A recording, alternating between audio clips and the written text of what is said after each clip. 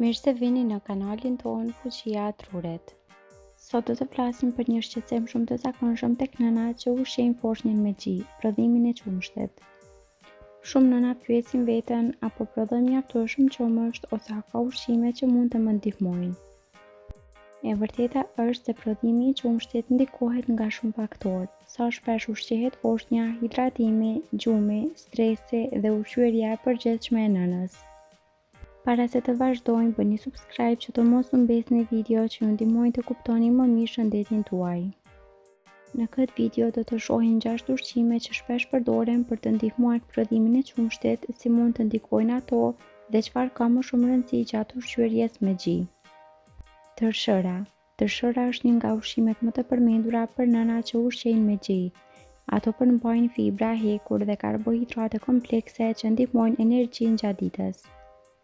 Disa nëna raportojnë se ndihen më mirë dhe vërejnë përmirësim në prodhimin e qumshtit kur konsumojnë tërshërë rregullisht. Edhe pse provat shkencore janë të kufizuara, ajo mbetet një zgjedhje e shëndetshme dhe ushqyese. Uji dhe hidratimi. Një nga gjërat më të rëndësishme nuk është një ushqim, por hidratimi. Qumshti i gjirit përmban shumë ujë, prandaj trupi ka nevojë për lëngje të mjaftueshme. Shumë nëna ndihen më të etura gjatë ushqyerjes me gji dhe kjo është normale.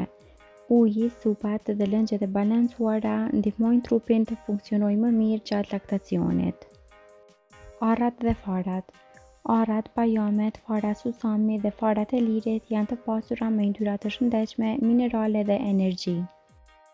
Këto ushqime ndihmojnë në mbështetjen e nevojave ushqyese të trupit gjatë ushqyerjes me gji. Gjithashtu janë praktike si snacks gjatë ditës, sidomos kur nëna ka më pak kohë për vakte të plota. Perimet me gjethe jeshile. Spinaqi, brokoli dhe perimet e tjera jeshile janë të pasura me hekur, kalcium, acid folik dhe vitamina të rëndësishme. Këto lëndë ushqyese ndihmojnë organizmin të rikuperohet pas lindjes dhe mbështesin shëndetin e përgjithshëm të nënës. Fenugreku dhe çajra tradicional. Në shumë kultura përdoren fenugreku, kopra, anjasi ose çajra të ndryshëm për laktacion. Disa nëna raportojnë përmirësim, por efektet mund të ndryshojnë nga personi në person. Është e rëndësishme të shikohet me kujdes suplementet ose çajrat bimor, sepse jo çdo produkt natyral është i sigurt për të gjitha nënat ose foshnjat. Ushqimet me proteina. Trupi ka nevojë për energji dhe proteina gjatë prodhimit të qumshtit. Ushqime si vezat, kosi, pula, peshku, bishtajore dhe produktet e qumshtit ndihmojnë në plotësimin e nevojave ushqyese të organizmit. Kur nëna ushqehet më mirë, edhe trupi përballon më mirë lodhjen dhe kërkesat e laktacionit. Çfarë ndikon më shumë në prodhimin e qumshtit? Edhe pse ushqimi ka rëndësi, faktori më i rëndësishëm zakonisht është sa shpesh foshnja ushqehet me gji. Sa më shpesh të zbrazet gjiri, aq më shumë sinjal merr trupi për të prodhuar qumësht. Gjithashtu ndikojnë pushimi, stresi, mbështetja emocionale dhe teknikat e ushqyerjes me gji. Si përfundim, një dietë e balancuar, hidratimi dhe kujdesi për trupin mund të ndihmojnë më shumë gjatë ushqyerjes me gji.